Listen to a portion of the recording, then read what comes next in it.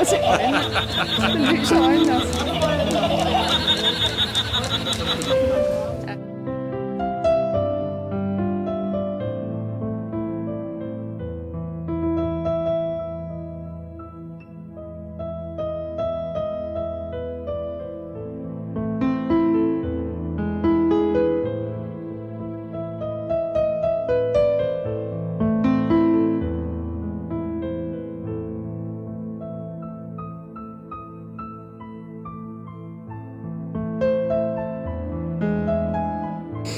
Ja, så er vi her igen. Det er Kristi Himmelfartsferie. Det er torsdag. Det er den 17. maj 2012. Og vi er i Tyskland. Vi er i Harzen. Og det er de sædvanlige 4 par, der er taget på tur. Anders og Nette, Niels og Lise, Troels og Bente, og så Sand og jeg selvfølgelig. Vi bor på et slotshotel, et stykke fra Thale, som vi er taget til 17 km fra Thale. Og fra Thale har vi taget et udgangspunkt, at vi vil gå i Bodestale, Bodesdalen. Og det er den, vi faktisk går i nu. Nu har jeg lovet, at jeg ikke ville filme bagfra, men det gør jeg altså alligevel, fordi jeg lige skulle have arrangementet op på benene her. Så det er blevet sådan. Det er der ikke noget at gøre ved. Vi har en lille 10 km tur her fra morgenstunden, eller fra formiddagen. Solen skinner, som man kan se. Fantastisk tur. Vi går langs elven. Temperaturen er dog lav, omkring de 10 grader. Men det er jo frist, når man skal ud og gå. Så vi nyder det.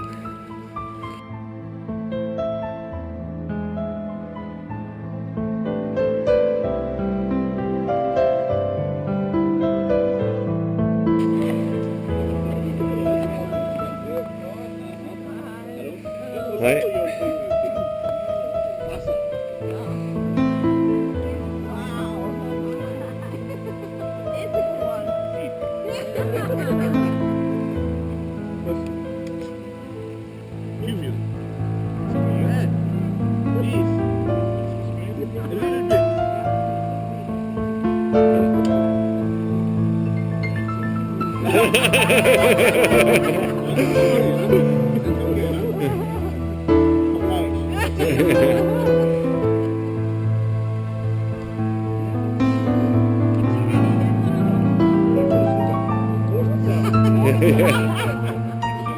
Schönen Dank.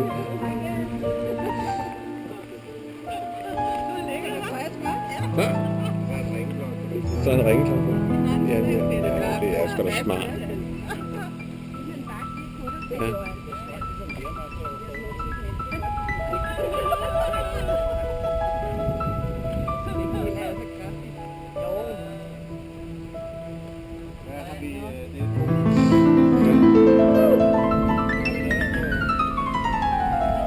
Ja. Ja, nu er vi om en halv time, Bente. Det var tidspausen. Ja.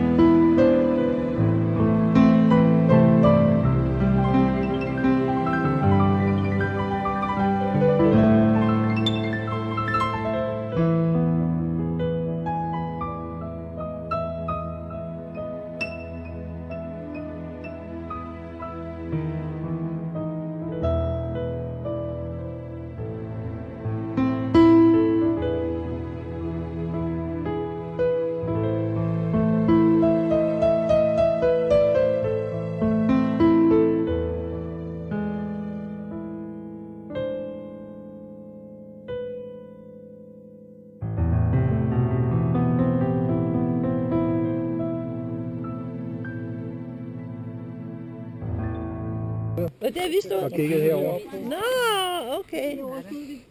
Og der tænkte vi også, nej, hvordan det kom helt herover. Det er nogle idioter, hvordan fanden de kom herover. Hvad er det kravlet helt deroppe? Ja. Det var det, vi gjorde.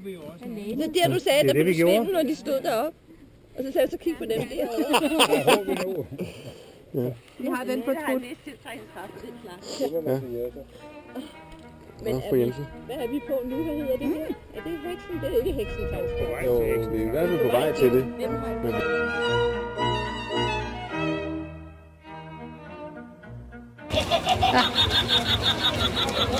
Og se øjnene. Den lyser øjnene også.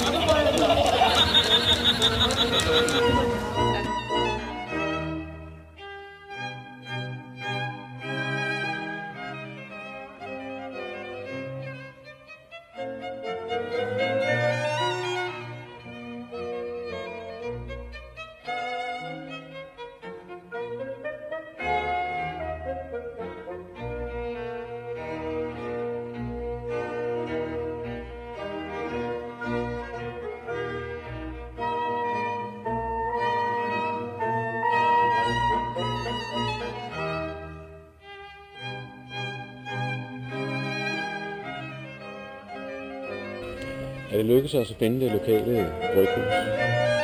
Her står drengene lige og sonderer terrænet. Vi er kommet i Quidling. Gammel by. Rigtig hyggeligt.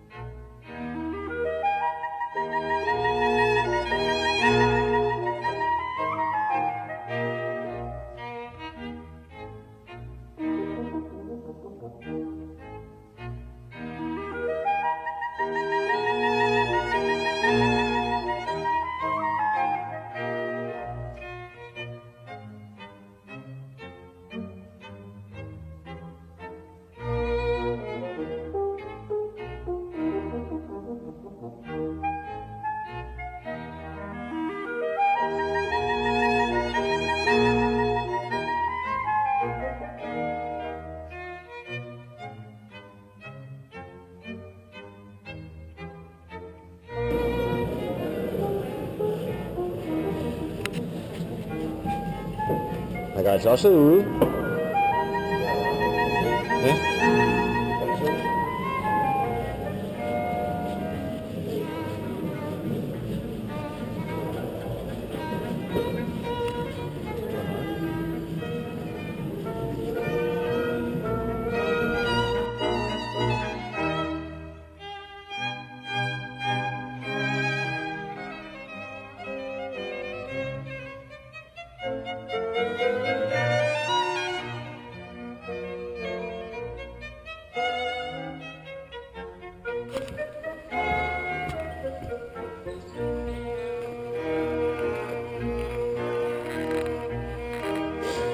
Ja, vi er altså på vej op til Brokken, eller Bloksbjerg, som det hedder. Den er 1150 meter høj.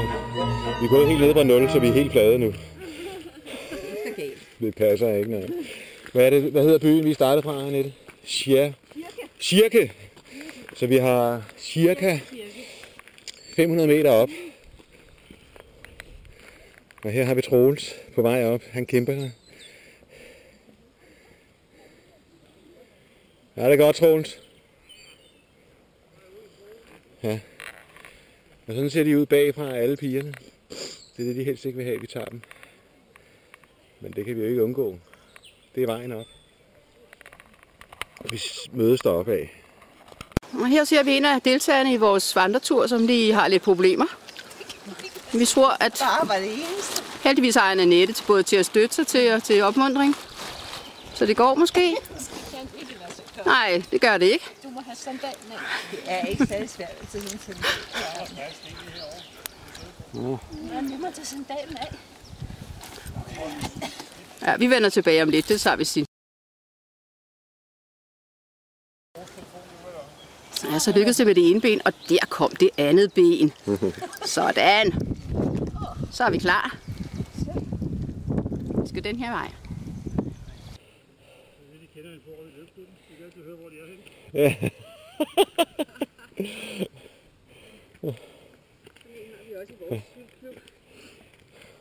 Og vi kommer op til vejen igen, kan jeg se. Hun kan være lidt forventet. Og 3 sekunder efter, at hun har været inde, så kan hun snakke. Ja, fantastisk. Ja. Men hun har en god kondition så. Ja, en god lunge. Og en god lunge. God hjertefunktion. Ja.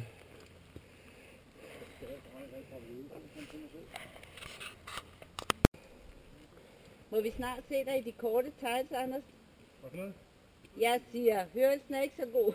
Jeg siger, må vi snart se dig i de korte tights? Vi kan jo se, der er noget inde under dig, ligesom. Ja. Jeg tror, at lydforskydningen er været for stor. De bliver blændet. Vi har ikke haft solbriller, så vi kan bare lige på. Det er vi bare enige om, når alle er korte. Så er der solbriller på.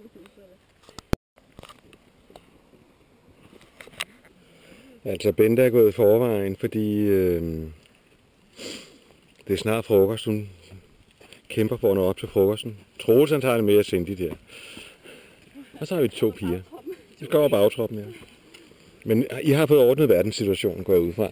Og telefonopringningen. Og telefonopringningen? Nå, okay. Ja, ja. Det må det være. Hvor er opvasketask? Ja, men altså... Tænk, hvis du skulle tage vaske i hånden. Ja.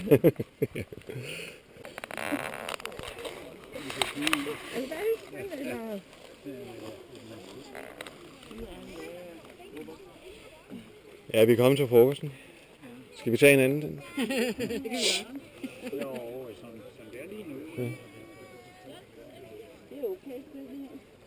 Ja, det kan da godt gå. Skål! Vi bliver fotograferet. Ja, fantastisk. Hvad er klokken, Troels? Kvart over 12, men vi er jo ikke oppe endnu, jo. En kilometer, ja, okay. Skal vi lige se dataene? Ja. Gå over toget, der kommer Ja. et spor. 523 meter har vi steget. Og vi er i 1129 lige nu. Og vi har gået maks 8 km i timen. Gennemsnitsfarten har været 4,6. Vi har gået 6 km. 6,18. 6,18. Ja. Så fik vi alle dataene på. Ja, ja.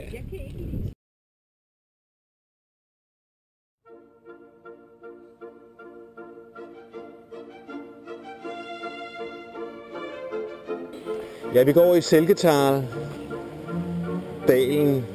Vi har gået 5 km lige på slaget. Men først skal jeg lige have nogle data. Det er den 20. Det er søndag. Klokken den er 11.07. Sidste vandredag. Tyskland, München og Chelsea spillede Champions League-finale i går. Chelsea vandt 2-1 på straffespark. Jeg har lånt Anders' vandresko, fordi jeg har en buen venstre store tog. Mine egne vandresko er klemt og med, så jeg har en blå negl og lidt hævet. Ellers så er vejret ideelt. Vandrevejr 20 grader er et gæt. Vi går resten ud af, at vi har fundet en tur, som er flad. Og det er altså lækkert for mig, tror jeg. Og smukt her. Så man kan se her, er det meget fladt, men en meget smuk dag i øvrigt. Og den bliver jo ekstra smuk af, at solen den står ned fra en skyfri himmel. Ja, vi er sagt lidt agterud, Troels og jeg. Men de andre, de går heroppe.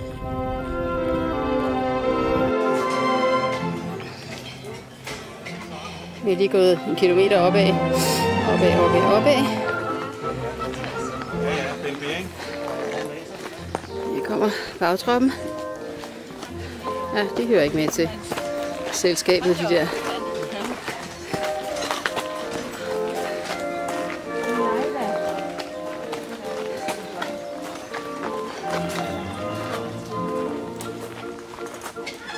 Man kan også køre op med en hestevogn. valgte vi så ikke at gøre. Så var en skov her i skoven.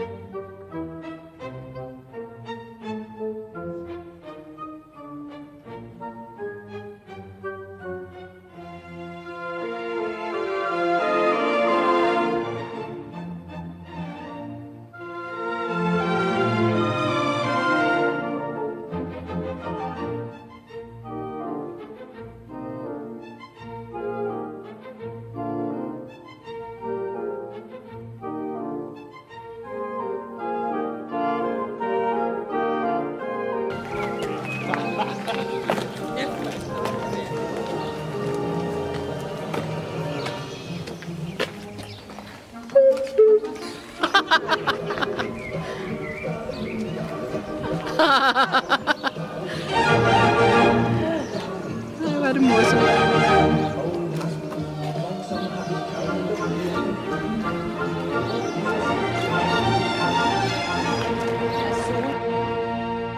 Så kan vi jo lige tage her.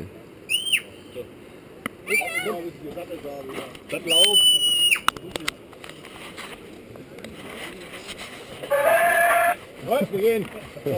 Bare da.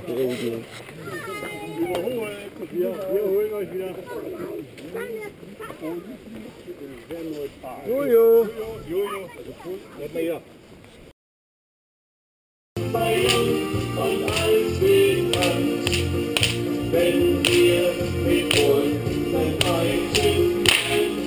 Hold da op.